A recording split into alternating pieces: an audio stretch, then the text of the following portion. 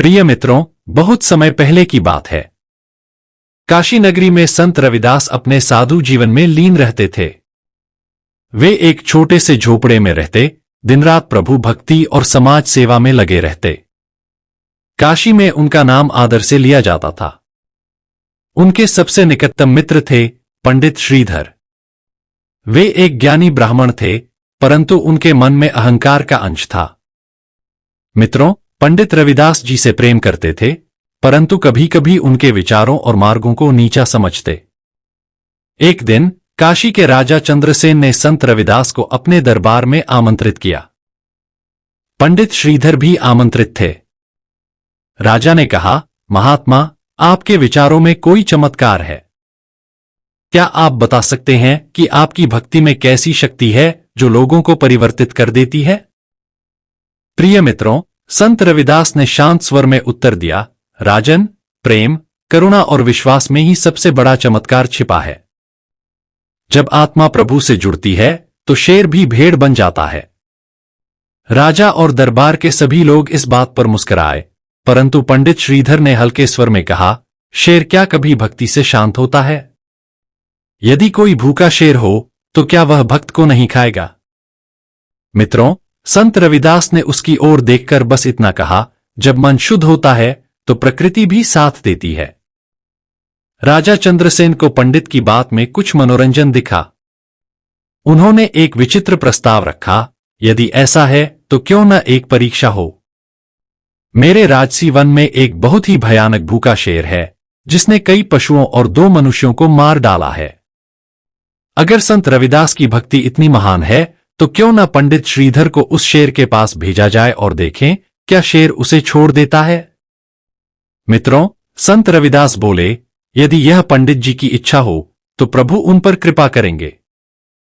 पंडित श्रीधर के मन में संशय था, पर अहंकार में वशीभूत होकर उन्होंने हाँ कह दिया, मैं भयभीत नहीं, मेरे वेद मुझे रक्षा देंगे।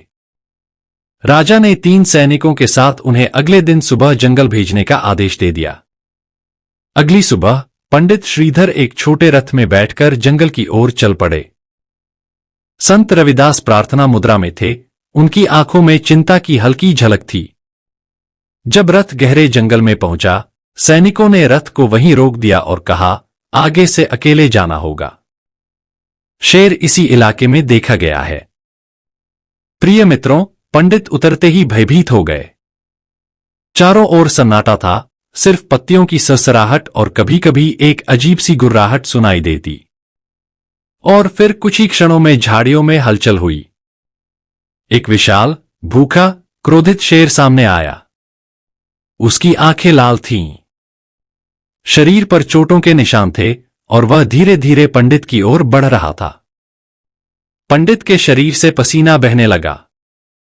उनके हाथ में वेद की पोथी थी, परंतु होंठ कांपने लगे। उन्होंने मंत्र पढ़ने की कोशिश की, पर कुछ शब्द भी स्पष्ट नहीं निकल पाए।